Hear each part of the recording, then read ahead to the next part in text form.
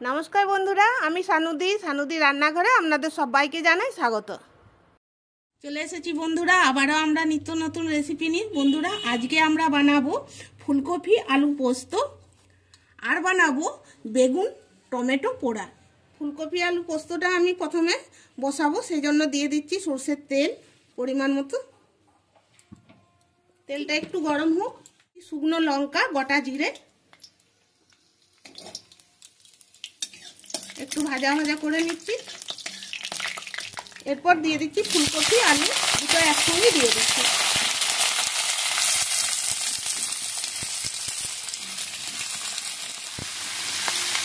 এরপর নেড়ে নিচ্ছি খুব ভালো করে।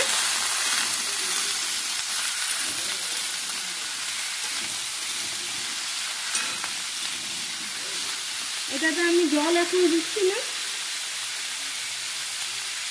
দিয়ে দিচ্ছি স্বাদ মতো নুন।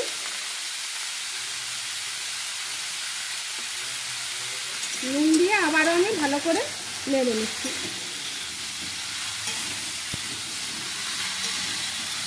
এরপর আমি ঢাকা দিয়ে দিচ্ছি, এটা একটু ভাজা ভাজা করে নিচ্ছি।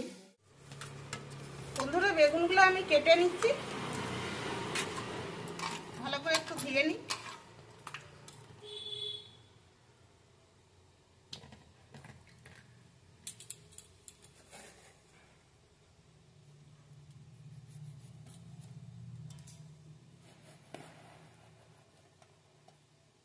বেগুনের ভিতরটা এভাবে দেখে নিচ্ছি পোকা আছে কিনা, নেই।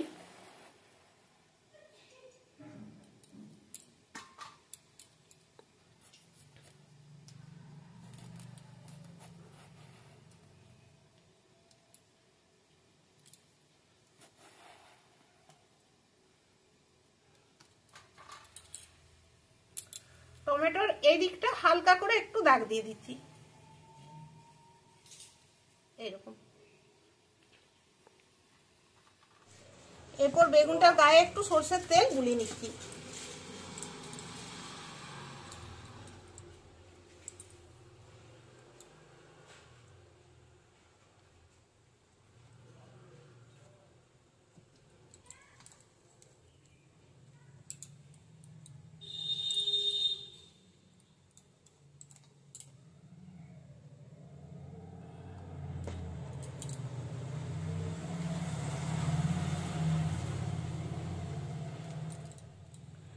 বেগুনগুলো বুলিয়ে নিয়েছি, আর টমেটো তো একটুকু বুলিয়ে নিচ্ছি।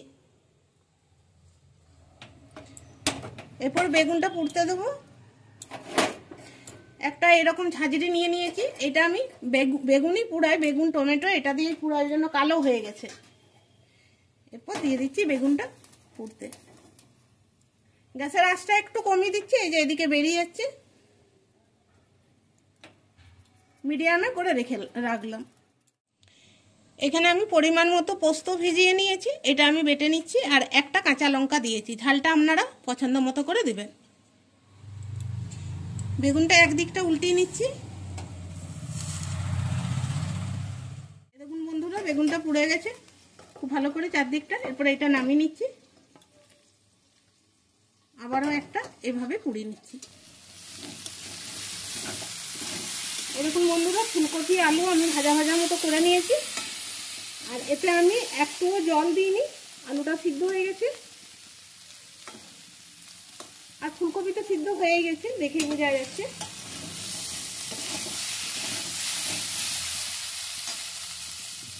এরপর দিয়ে দিচ্ছি বেটে রাখা পোস্ত।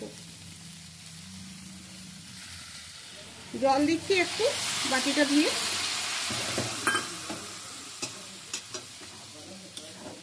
ভালো করে মিশিয়ে নিচ্ছি।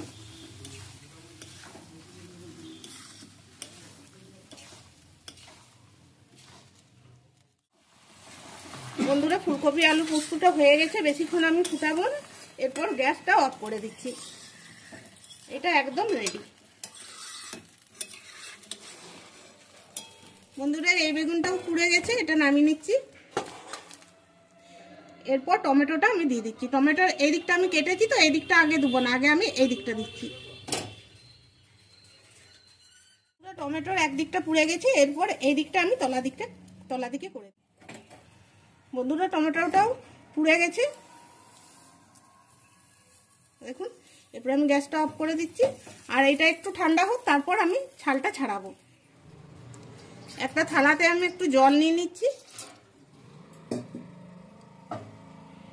এরপর বেগুনটা আমি ছাড়াবো, ঠান্ডা হয়ে গেছে। আর বন্ধুরা অনেকে কি করে, বেগুনটা পোড়ানোর সঙ্গে সঙ্গে জলে ফেলে রেখে দেয় যাতে ঠান্ডা হয়ে যায়, ছাড়াতে সুবিধা হবে।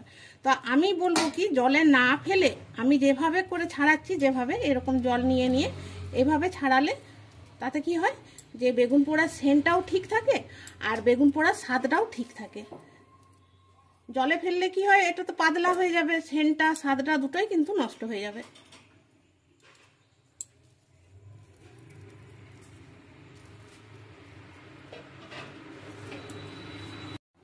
এই দেখুন বন্ধুরা কি সুন্দর ছেড়ে গেল, দেখুন সুন্দর ছেড়ে গেল। একইভাবে আমি ছাড়িয়ে নিচ্ছি এইটাও। এরপর টমেটোটা ছাড়িয়ে নিচ্ছি।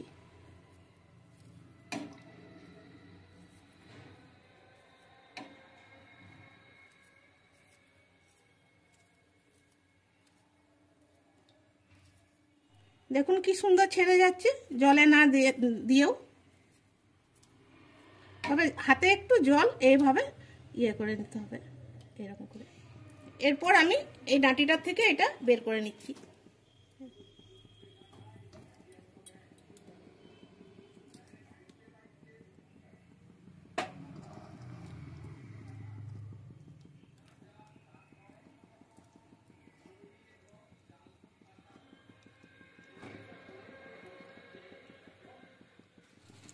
বন্ধুরা টমেটোটা খুব গরম আছে, হাত দিয়ে চকুটা যাচ্ছে না, এই খুন্তিটা দিয়ে আমি এটা কেটে কেটে নিচ্ছি।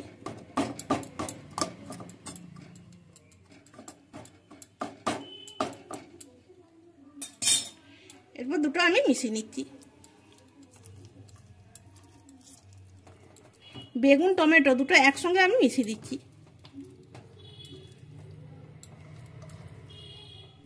একটা শুকনো লঙ্কা নিয়েছি, এটা পুড়িয়ে নিচ্ছি। গ্যাসের আঁচটা একদম কমিয়ে রেখেছি, লঙ্কা তো খুব তাড়াতাড়ি পুড়ে যায়।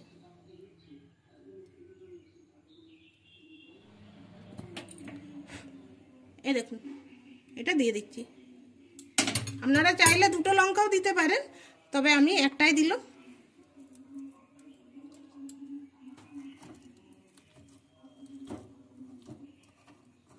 শুকনো লঙ্কা একটু পুড়িয়ে দিলে কি হয়, এই স্বাদটা দ্বিগুণ বেড়ে যায়।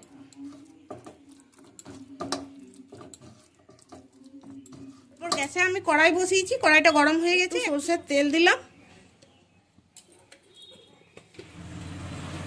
এখানে আমি পেঁয়াজ কুচিয়েছি, 3টে পেঁয়াজ নিয়েছি আর 2টো কাঁচা লঙ্কা নিয়েছি। কাঁচা লঙ্কাগুলো একটু আমি ভেজে নিচ্ছি। দেখুন বন্ধুরা পেঁয়াজ আর কাঁচা লঙ্কাগুলো আমি ভেজেছি, তবে খুব একটা ভালো করে ভাজিনি, যাতে কাঁচা ভাবটা চলে যায় সেরকম করে আমি ভেজে নিয়েছি। এরপর আমি বেগুন আর বিলাতি পোড়াটা আমি দিয়ে দিচ্ছি, ভালো করে নেড়ে নিচ্ছি। এখন আমি নুন দিইনি, এরপর নুন দেব। দিয়ে দিচ্ছি স্বাদ মতো নুন।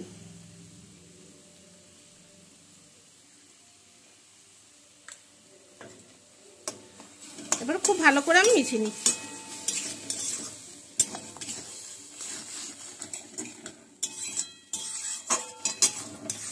আপনারা চাইলে এখানে আচারের তেলও দিতে পারেন, আমি আর দিচ্ছি না, কারণ এইটাতেই খেতে খুব সুন্দর লাগবে।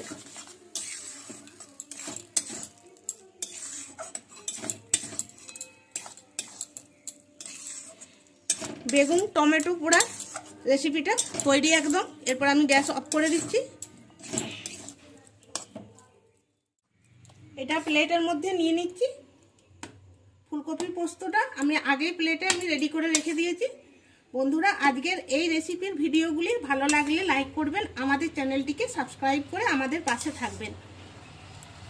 আপনারাও একবার বাড়িতে বানিয়ে দেখুন এইভাবে।